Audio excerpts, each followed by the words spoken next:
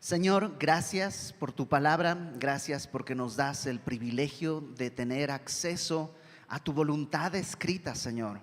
Tu palabra es verdad y tú has prometido santificarnos en tu palabra.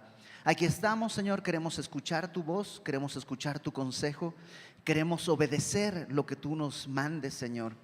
Queremos caminar en verdad y en luz. Que sea este tiempo para tu gloria, en el nombre de Jesús. Amén. Ok, la carta a los hebreos tiene el propósito de animar a los creyentes que estaban en aquella época viviendo una tentación.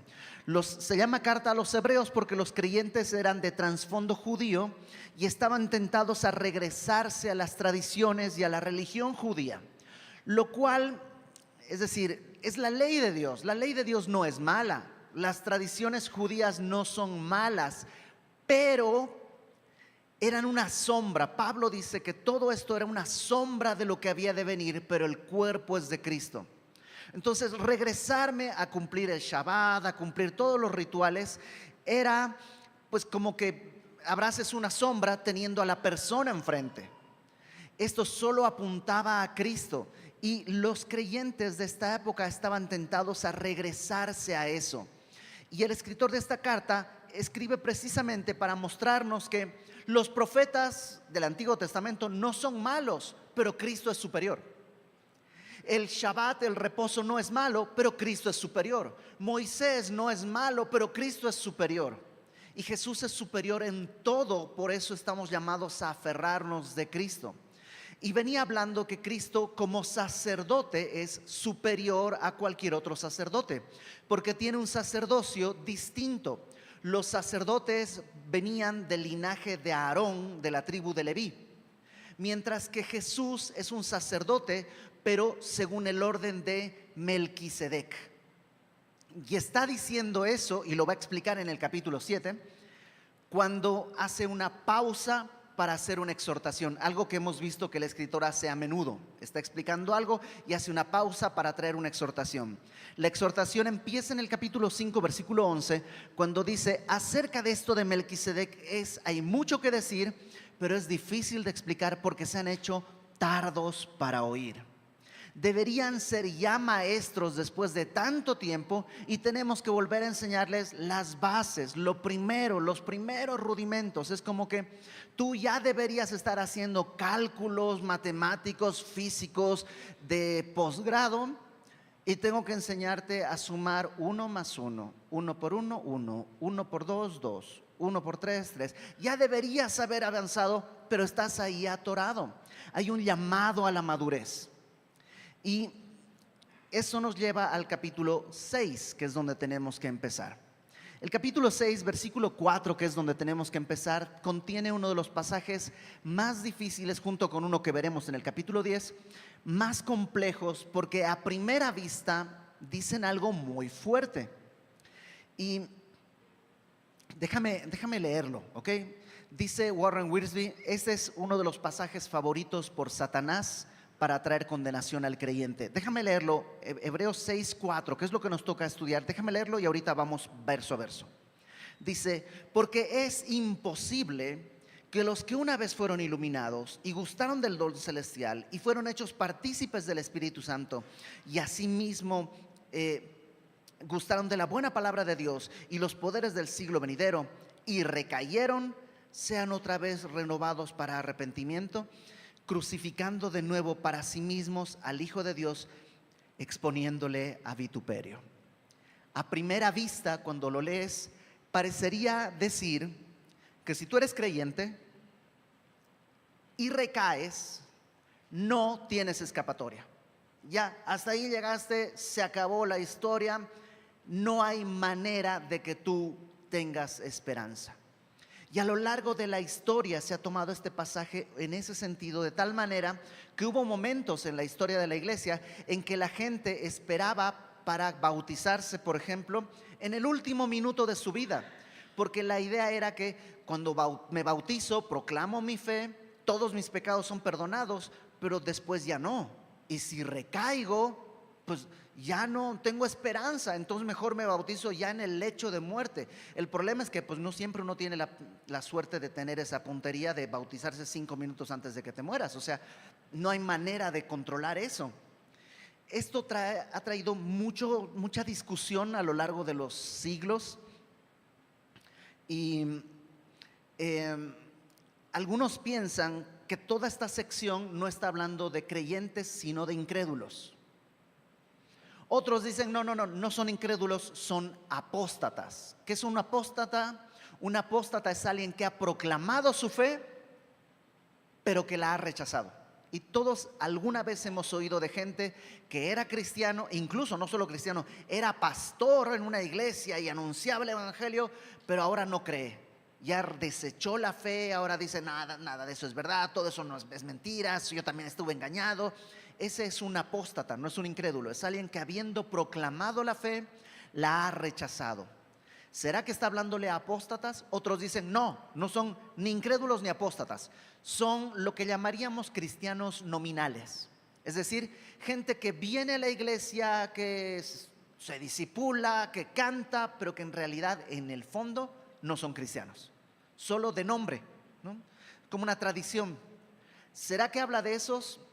Yo creo que no. Yo creo que no. ¿Por qué? Porque el contexto no me lo marca. Viene hablando, vamos a la madurez. Fíjate, capítulo 6, déjame leerlo desde el versículo 1.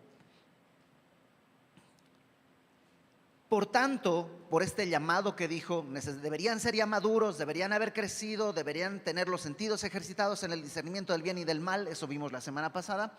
Por tanto, dejando ya los rudimentos de la doctrina de Cristo, vamos adelante. A un incrédulo no le dices vamos adelante, le dices tienes que nacer de nuevo. A un apóstata no lo llamas a la madurez, vamos adelante, a la perfección, a la madurez.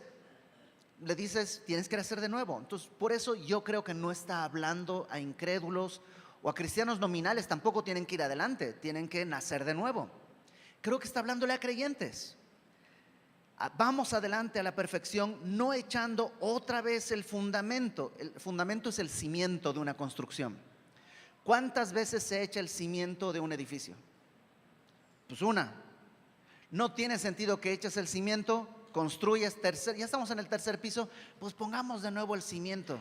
¿Qué habría que hacer? Pues tirar el edificio, quitar el fundamento, volver a poner fundamento, construir tercer piso. Oye, ¿y si echamos el fundamento de nuevo? No tiene sentido. Entonces, lo que estaban haciendo ellos era algo así. Ya tenían que estar edificando y dicen, oye, ¿y si echamos el fundamento de nuevo? Entonces, su problema es que no están creciendo. Están echando el fundamento de nuevo de arrepentimiento de obras muertas, de la fe en Dios, de doctrina de bautismos, imposición de manos, resurrección de muertos, del juicio eterno. Y la semana pasada veíamos que eso no te hace cristiano. Son cosas que incluso se hablan en el Antiguo Testamento. Son cosas que no te definen como creyente, nomás como persona sensata tal vez. Pero tenemos que ir más adelante y dice, esto haremos si en verdad lo permite.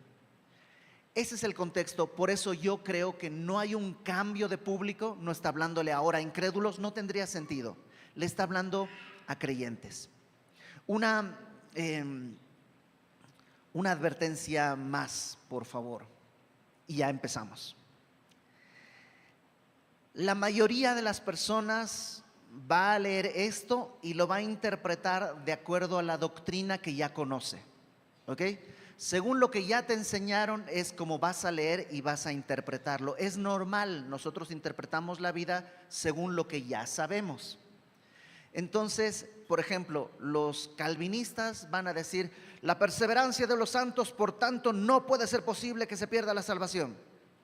Y los arminianos van a decir, ahí está claro, depende de ti, tú eres responsable, si tú no guardas la palabra, entonces tú vas a caer y tararararara. Pero el problema de eso es que estamos interpretando la Biblia a través de nuestra doctrina y eso es un error. La Biblia va sobre la doctrina. Lo que manda no es la doctrina, sino la palabra. Yo debería ver mi doctrina a través de la Biblia, no a la inversa. Pero es normal que nos pase eso. Por eso, con mucho cariño y respeto, yo te ruego, escúchame, ¿ok? Son siglos de esta discusión, yo no lo voy a resolver, pero déjame proponerte esto que es lo que yo he llegado a entender. ¿Es la respuesta definitiva? No lo creo. Si no lo resolvió Santo Tomás de Aquino, pues no lo voy a resolver yo. Pero toma esta propuesta. A lo mejor hay parte de tu sistema doctrinal que no está del todo correcto y podría ser que esto sea correcto. Solo considéralo, ¿ok? Si terminando esto tú dices, no estoy de acuerdo, perfecto, no hay problema, no tenemos que estar de acuerdo. Tienes derecho a estar equivocado. No, no es cierto. Sino que no tenemos que estar de acuerdo en este tipo de cosas, ¿ok? Entonces, simplemente considera lo que yo he logrado entender, que tampoco es mi descubrimiento, sino a través de otros grandes teólogos que han dejado esto por escrito. Entonces, ¿qué es lo que yo creo para comenzar? Que no hay un cambio de público, no está hablándole a incrédulos, no está hablándole a apóstatas y no está hablándole a cristianos nominales, sino a los mismos hebreos de los que viene hablándole toda la carta, que no necesitan nacer de nuevo, sino caminar hacia la madurez. Entonces, ¿qué les dice? Versículo 4, porque es imposible que los que una vez fueron iluminados, fíjate las características de estos hombres o mujeres. Número 1, fueron iluminados. 2, gustaron del don celestial. 3, fueron hechos partícipes del Espíritu Santo. 4, asimismo gustaron de la buena palabra de Dios. Y número 5, y gustaron de los poderes del siglo venidero. Eso me suena a cristiano. De hecho, si yo conociera a alguien así, le diría, oye, pues eres pastor. Se supone que estas son características buenas. Déjame ir paso a paso en cada una de estas. Número 1, dice que fueron iluminados. ¿Qué quiere decir ser iluminado? Recibir la luz, eso es ser iluminado. En 2 Corintios capítulo 4, que vamos a poner aquí en la pantalla, dice, porque Dios que mandó que de las tinieblas resplandeciese la luz, es el que resplandeció en nuestros corazones para iluminación del conocimiento de la gloria de Dios en la faz de Jesucristo. ¿Qué quiere decir? Los creyentes hemos conocido la gloria de Dios en el rostro de Cristo y eso nos ha iluminado. Por eso creo que son creyentes, son iluminados. Número 2, dice, gustaron del don celestial. ¿A qué se refiere esto del don celestial? Hay dos posibles interpretaciones. Una está en Romanos 6, versículo 23, que dice que la paga del pecado es muerte, pero la dádiva, el don, el regalo de Dios es vida eterna. Gustaron de la vida eterna, comieron. La palabra gustar también se puede traducir experimentar. No, porque alguien dice gustar es como nomás darle una probadita. No, es experimentar. Gustaron de la vida eterna. Yo creo que son creyentes. Otros gustaron de la vida eterna, dice, fueron hechos partícipes del Espíritu Santo.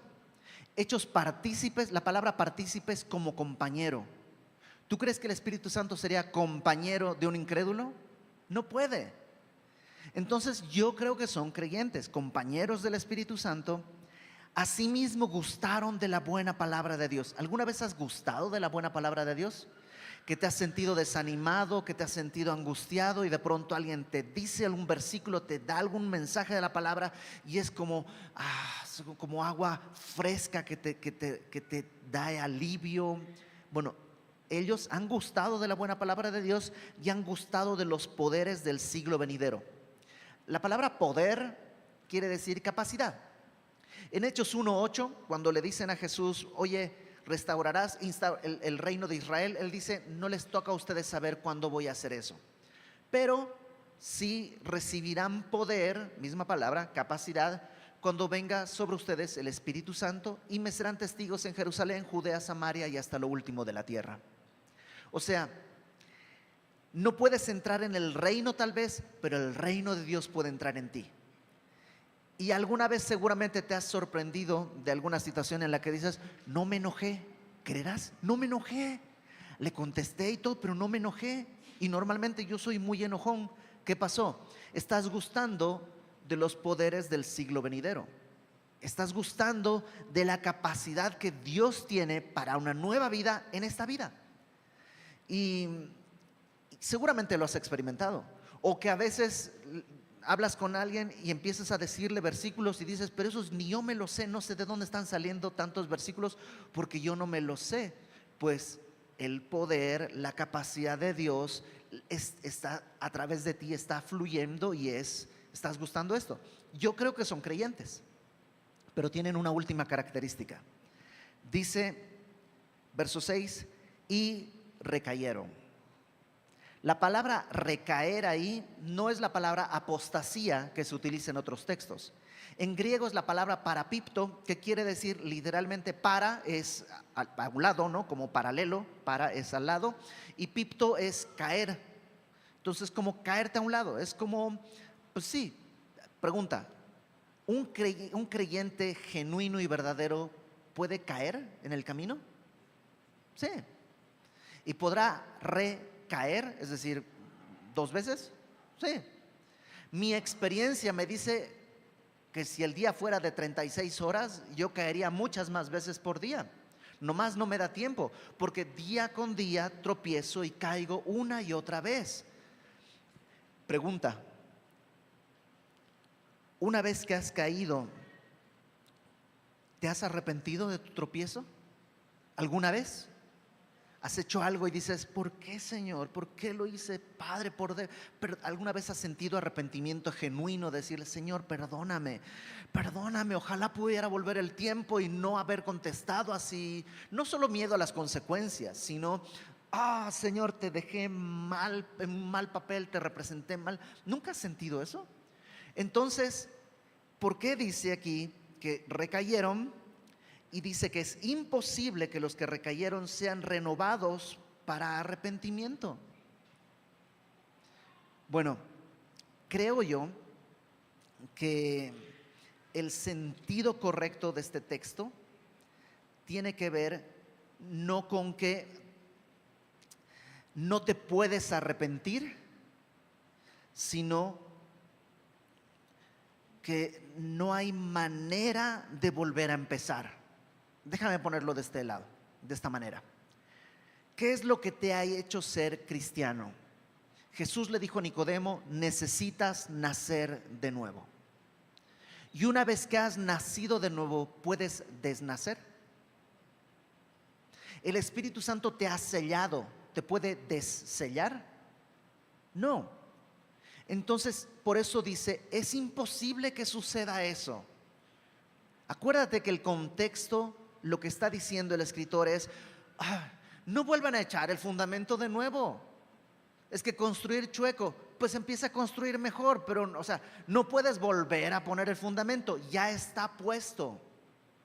Si tú ya has creído, si has gustado, o sea, que cristiano genuino, has sido iluminado, has gustado los dones celestiales, has sido participante del Espíritu Santo, es imposible que otra vez tengas que volver al arrepentimiento y crucificar de nuevo para ti mismo al Hijo de Dios, exponiéndole a vituperio. ¿Tú crees que a Cristo lo podemos volver a crucificar? No, no es necesario. Una sola vez, un solo sacrificio, y dice Pablo, hizo perfectos a los santificados para siempre. Una sola vez. Es imposible que tú digas, yo creo que no, tengo que volver a empezar. Dios dice, no se puede. O sea, cuando tienes un hijo, aunque se porta mal, está caminando mal, no lo puedes como desnacer. No puedes, o sea, máximo le intentas con otro, a ver si el segundo sale mejor, pero no puedes como, ya está ahí. ¿Qué te queda? Instruirle, amarle, enseñarle, seguir adelante. No puedes echar para atrás. Y Dios hace eso con nosotros. Lo que está diciendo es imposible que te regreses. Ya creíste genuinamente, solo te queda una dirección: adelante. No puedes devolverte. No es posible que tú digas, voy a volver a empezar. No, ya hay una base. Ya no eres un hijo de las tinieblas y eres un hijo de la luz. Es como cuando estudias música, Yo estudié música desde muy pequeño y el gran problema es que ya no puedes escuchar la música normal. Ya escuchas algo y dices, ay, suena desafinado, ay, ese acorde no va ahí, ay, qué feo que está eso, está descuadrado, tic, tic, tic, está volteada la clave, no está, ya no lo puedes escuchar normal porque ya no puedes así como deshacer tu oído, ya no se puede. Así, cuando ya has nacido de nuevo, no puedes devolverte a una época anterior. ¿Qué sí puede pasar? Apostasía. La apostasía es el rechazo a la gracia de Dios. No es perder mi salvación, es desechar deliberada, consciente y voluntariamente la gracia de Dios. Y eso sí se puede. La Biblia lo habla. ¿Podrías tú decir, no me interesa la gracia de Dios? Yo voy a vivir como a mí me da la gana y voy a hacer yo lo que yo quiera y desechar la gracia de Dios. Sí se puede. Y en ese caso, entonces dice el Evangelio de Juan, que la luz vino al mundo y los hombres, ¿qué pasó? Amaron más las tinieblas que la luz. No es que no entendieron, no. Amaron más las tinieblas que la luz. Y eso sí puede pasar. Cuando alguien peca y recae, pero ya hay un punto en que no está recayendo, ya vive en el piso, ya está revolcándose en el suelo.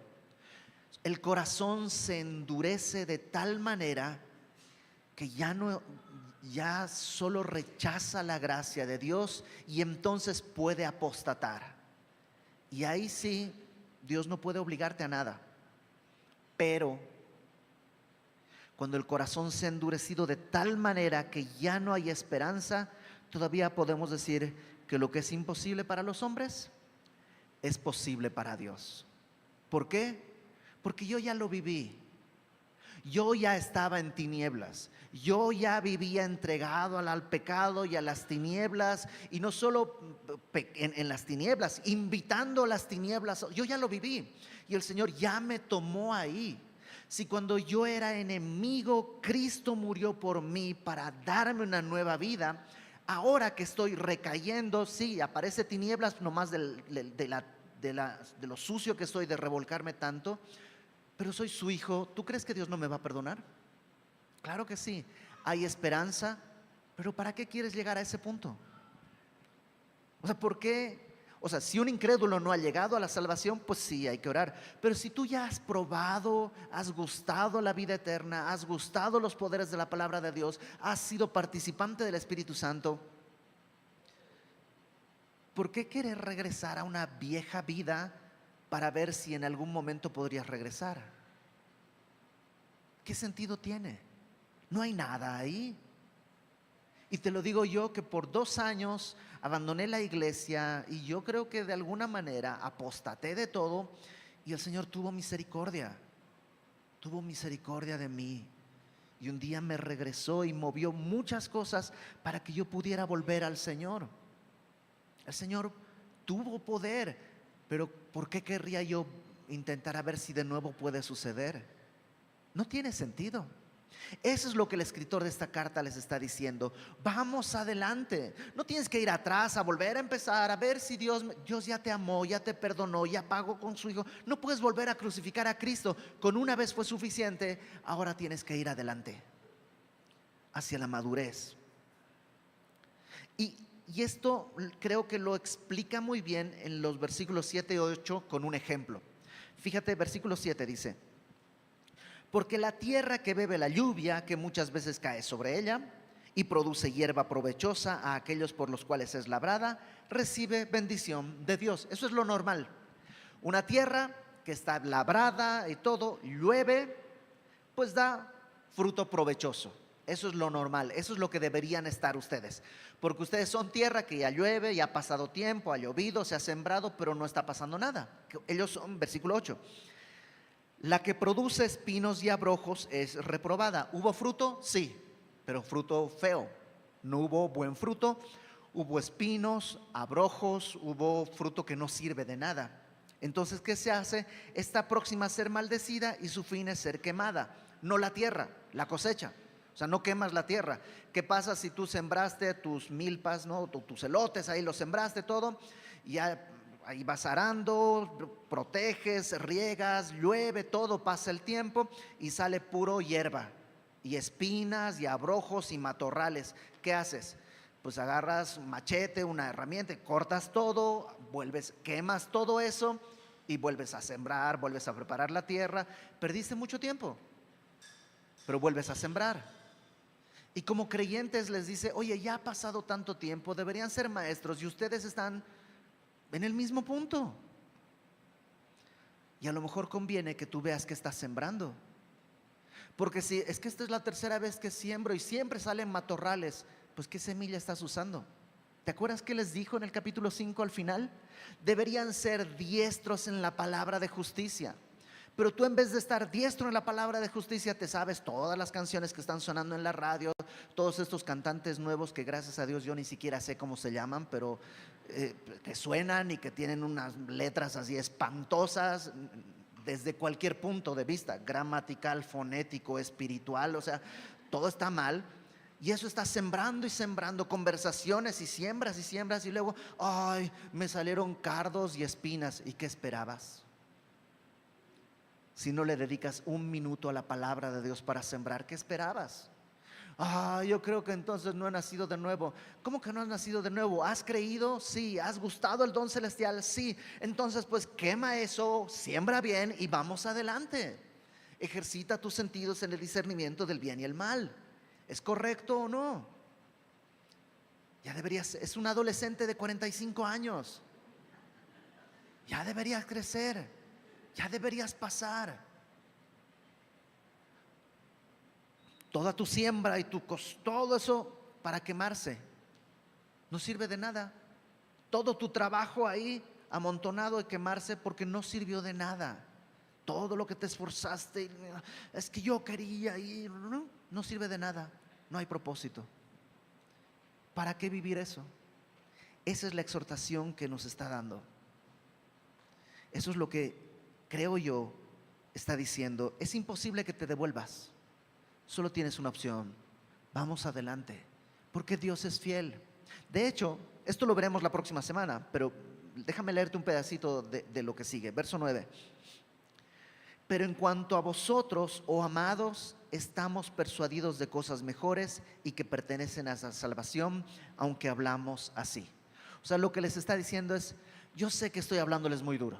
Aunque les tengo que hablar así, yo sé que ustedes están convencidos de cosas mejores, que no se van a devolver, que ya van a dejar de caminar hacia atrás, que van a ver hacia adelante. Yo sé que están convencidos de estas cosas hacia adelante. Perdón que les tenga que hablar así tan duro. Yo sé que van adelante. Verso 10. Porque Dios no es injusto para olvidar vuestra obra y el trabajo de amor que habéis mostrado hacia su nombre, habiendo servido a los santos y sirviéndoles aún. Yo sé que van a ir adelante porque Dios no es injusto para dejarlos botados ahí. Dios ha visto que han servido a los santos, que han servido a su nombre atendiendo a los santos antes y todavía hoy. Pero deseamos que cada uno de ustedes muestre la misma solicitud, la misma diligencia hasta el fin, para plena certeza de la esperanza. Así como servías, eso es lo que yo quiero que tú consideres y que perseveres hasta el fin, para plena certeza de la esperanza. Yo he estado en muchos funerales y es muy distinto un funeral de alguien que tenía certeza de la esperanza. La familia, aunque hay dolor, la familia tiene consuelo. Yo sé dónde está mi familiar que ha partido con el Señor. Qué terrible es cuando no hay esta certeza de la esperanza. Cuando dices, pues ojalá Dios haya tenido misericordia y en el último minuto se haya podido arrepentir. Qué angustia terrible. Esta semana pasada hay un hermano en Semilla, México, que partió con el Señor. Un hombre que a lo mejor la mayoría nunca conoció, pero si tú agarraste en Semilla, México alguna vez un boletín, ese boletín lo imprimió Alberto. todos los boletines, no sé si por décadas sería el término correcto, los imprimía Alberto y los llevaba cada domingo. Y esta semana el Señor llamó a su presencia a Alberto. Y es doloroso para la familia, pero todos saben dónde está. De hecho, lo enterraron con su playera de semilla que usaba para servir cada domingo. La próxima vez que yo vaya a Semilla México, va a ser muy raro llegar y no verlo en la puerta donde estaba siempre dando la bienvenida a todos los que entraban. Pero hay una certeza, o sea, hay una esperanza segura. Lo extrañamos, ya lloramos, o sea, ya todo eso sí es cierto, pero sabemos dónde está. Sabemos dónde está. ¿Por qué no querer vivir esa certeza? ¿Por qué querer vivir en la raya atrás a ver si entró o no? ¿Por qué no querer vivir en el centro de la voluntad, caminar hacia adelante, hacia la madurez? Creo que es lo que Dios el día de hoy quiere decirnos. Si no eres creyente, si no le has entregado tu vida a Cristo, entrégale tu vida a Cristo. Ya estás acá. El Señor te está llamando. Pero es que yo no sé si, sí, el Señor te está llamando. Él no quiere que nadie se pierda, sino que todos obren para arrepentimiento y vengan a la vida eterna. ¿Qué quiere decir eso? Creer que eres pecador, que Cristo murió por tus pecados y que si tú crees en eso, Él te va a dar vida eterna. Y si tú ya eres creyente, ya has estado tropezando y cayendo y recayendo y recayendo, a lo mejor alguien te leyó este texto y te dijo, ya no hay esperanza. Permíteme decirte que no. Si el día de hoy respiras, todavía hay esperanza. Y Dios sigue con la mano extendida y dice, es imposible que te devuelvas. Si ya creíste, tienes un camino hacia la madurez. Vamos adelante. Pero es que, Iber, no sabes cuántas veces he caído. Bueno, el Señor Jesús le dijo a Pedro que Pedro tenía la obligación de perdonar 70 veces 7 en un día. ¿Tú crees que el Señor no va a hacer por lo menos lo mismo? El Señor no ha retirado su mano. Te está llamando, vamos a la madurez. Y madurez es no solamente conocer de la palabra, sino, ¿te acuerdas? Tener por el uso los sentidos ejercitados en el discernimiento del bien y del mal. Entonces vamos allá. Vamos a orar. Y si tú tienes que pedirle perdón a Dios porque más que caerte te has aventado al piso más de una vez, es un buen día para decirle, Señor, ya no quiero. Si más de una vez has sentido la tentación de la apostasía, de decir, no, ya esto no es para mí, el día de hoy escucha que el Señor dice, sí es para ti. Entonces arrepiéntete, comprueba que puedes arrepentirte y camina adelante. Vamos a la madurez. Señor, gracias. Gracias por no desecharnos, por no haber hecho a un lado nuestra vida. Gracias por no despreciarnos, a pesar de que pues hemos caído y tropezado tantas veces. Gracias porque en tu gran amor cabemos incluso con todo nuestro pasado y nuestros pecados. Gracias porque tu cruz, tu sangre fue suficiente para comprarnos. Ahora, ayúdanos a caminar hacia adelante. Ayúdanos a caminar hacia la madurez, a discernir lo bueno de lo malo y a caminar en verdad, en luz. Y yo te ruego que si hay algún hermano aquí que el peso de la condenación no le deja voltear arriba, que tú le permitas ver tu llamado, escuchar tu llamado, ver tu mano extendida. Gracias por tu paciencia, por tu amor. Gracias porque tú eres bueno y fiel aun cuando nosotros seamos infieles.